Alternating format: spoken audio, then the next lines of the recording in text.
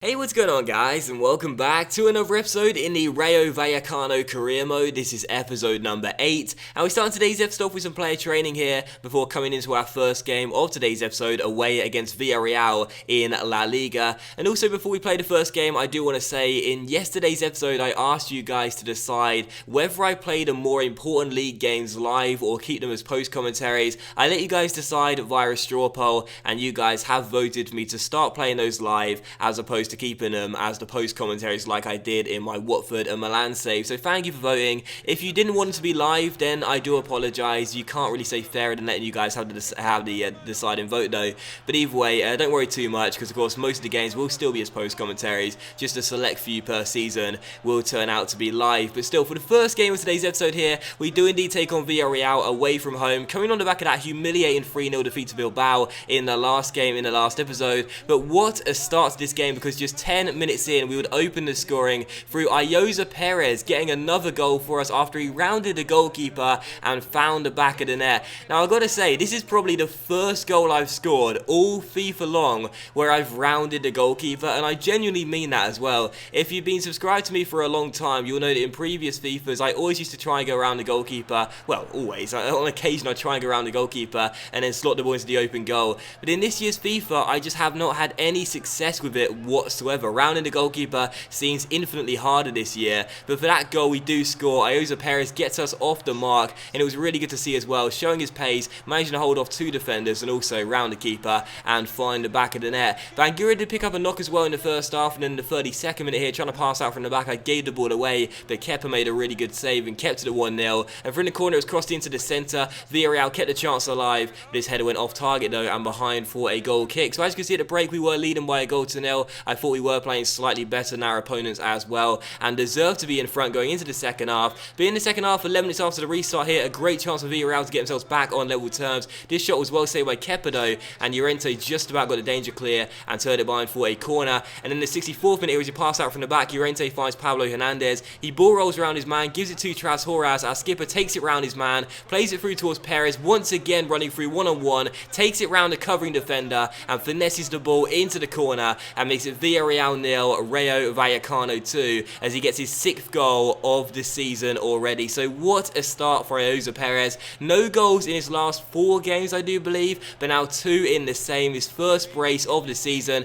And of course we know all about this guy due to my save with Racing Santander last season. He was fantastic at El Sardinero, and as you can see, he looks like he's going to be a great player for Rayo Vallecano as well. He gets goal number 6 for the season in minute 66 and doubles our advantage and makes it Villarreal 0, Rayo Vallecano 2. So what a way to respond in this game after that humiliating defeat to Bilbao in the last game. And then as you can see, with 2 minutes to go, a great chance for Perez to get his hat-trick and make it 3-0. But I gotta say, for this moment right here, I take full responsibility for messing up a really easy chance. A really good opportunity as we ran on the break there, played the ball through towards Perez. Once again, there was one covering defender that caught up with him. Again, I took it round him, but the finish was awful, and it went way wide of the post. So final score, Villarreal 0, Rayo Vallecano 2. It doesn't really matter. Perez was my man of the match as well. We still get the 3 points. I would have liked him to have got his first hat-trick of the series, but either way, that was my fault for a terrible finish. But moment of the match was, of course, the first goal. And again, I do believe this was probably the first goal this season in FIFA 16 where I've rounded the goalkeeper. I don't think I've done it before than this moment, because I don't know why, but rounding the goalkeeper just doesn't, it's not as effective as it used to be. It really isn't. But still, anyway, most important thing is got to win by 2 goals to nil, and Perez getting a brace was really good to see as well. So delighted with that. Bangura did sprain his ankle as well. He'll be out for 3 weeks and will miss most of December as well. A bit of a shame, our first injury of the season and the series as well. And of course, he's one of our most important first 11 players too, but it's not too big of a deal. He'll only miss 3 or 4 games at the most, and we can live without him for that period of time. And also, as we enter December here, we had an international management offer from Bolivia, which of course we rejected. And also, you can take a look at the squad report as well and see how the players are currently getting on. Of course, 1 month until the January transfer window opens. Crazy to think we're already approaching the first transfer window, I should say the second transfer window of this series. But either way, you can see how the players are currently getting on. As you can see, there are quite a few players that are decreasing in terms of stats due to their age and of course bad form as well. Now, I did mention right at the start of this series, with this Rayo Vallecano side, it's going to require an awful lot of work. So when the transfer windows come round, we'll need to be as efficient as possible and try and do as much business as we can, and some smart business as well. I already have 1 or 2 transfer targets in mind, but there's not too much money in our budget right now, only about £1 million. And if you guys have any suggestions for me, as per usual, I always encourage you guys to leave me suggestions. Do let me know in the comment section down below who you think would be a good signing for our career mode side, and with Rayo Vallecano, it's no exception. We're in 11th place right now, 14 games in with 21 points, and if you have any suggestions whatsoever to help us try and improve this Rayo Vallecano side with signings or players you think we should sell as well, let me know in the comment section down below, and I'll certainly look into the possibility of making those deals. But still, as you can see right here, we're coming to the second game of today's episode. We take on Villarreal away from home once again for the second time in a row, or second game in a row even, once again away against Villarreal. This time in the Cup though, the round of 32 second leg in the Copa del Rey, not in La Liga. And of course in the first leg of the Copa del Rey round of 32 against Villarreal, we played them at home, we lost by a goal to nil. So coming into this game, we simply had to score and try to return and get a win in the Copa del Rey after defeat in the first leg, and also extend our win streak in all competitions to 2 games. But coming into this one, resting 11 players, we knew it was going to be hard, and right from the first minute we were under pressure. First chance falling to Villarreal, Soldado's shot was really well saved, and then Adrian's shot was also well saved by Yo, as the score remained at 0-0. But in the first half it was all Villarreal, it really was. We'd made 11 changes, we knew we were going to find it tricky, and they kept on getting chance after chance after chance. Another great one here, Soldado crossing the ball into the centre, he picks out Adrian who wins the header, and Villarreal do take the lead and score in this game like they couldn't in the game prior to this one. So 1-0 to the home side, Adrian with a goal.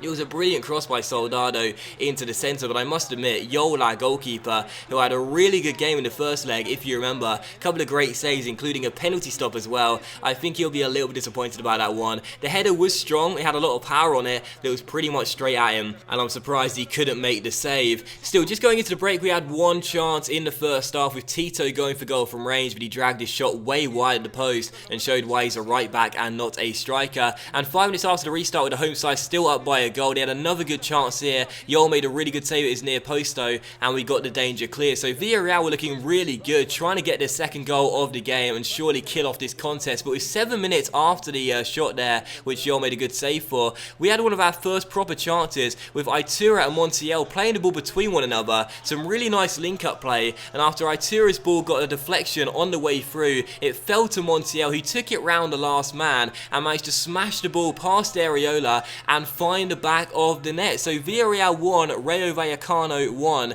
and despite us trailing by 2 goals on aggregate, now we reduced that to just 1, and if we got ourselves another goal as well, we would be going through on the away goal ruling. So despite making 11 changes for this game and going down in the first half, we were still in this tie and had a definite chance of progressing to the round of 16. And from kickoff, Villarreal surrendered possession. Itura went for goal from range but could only hit the bar via a deflection. It went behind for a corner. We swung it towards the edge of the area and found Imaya. And how about this? 2 moments in quick succession right from kickoff after we got ourselves back on level terms where we hit the crossbar. Now how unlucky is that? The first one from Itura, this one from Imaya. So close on both occasions to find in the back of the net, but unfortunately we could only hit the frame of the goal, and in the end, as you could see, we couldn't create any more chances, and our home side did hold on for the draw and progress to the round of 16 by 2 goals to 1 on aggregate. So I must say I'm really disappointed about this because, you know, as I said before, the round of 32 stage, which is the stage we entered, that's what the board asked us to do, so automatically we'd already met our objective.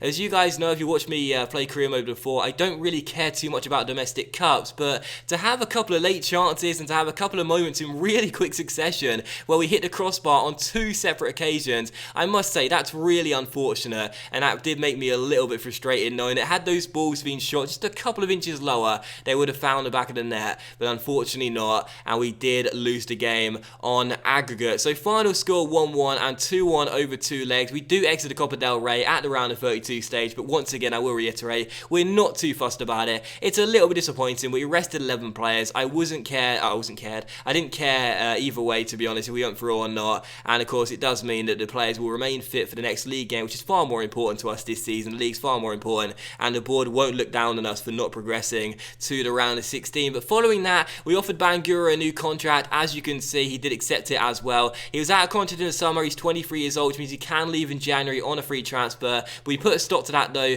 We give him a new deal. He signs an extension, and that does mean he'll stay as well. So despite the loss to Villarreal over 2 legs, we do end today's episode on a positive note, knowing that one of our better players will be staying here for another few years. But that will end today's episode in the Rayo Vallecano career mode, guys. So big thank you for watching. I really hope you have enjoyed it. If you have enjoyed today's episode, then please leave a like. Likes, of course, much appreciated, and they really help the channel grow as well. Much love to you all. Have a fantastic evening. Enjoy the Euro 2016 final. Let me know who you think is going to win tonight as well, France or Portugal. And I'll see you for the next episode in the Rayo Vallecano career mode very soon.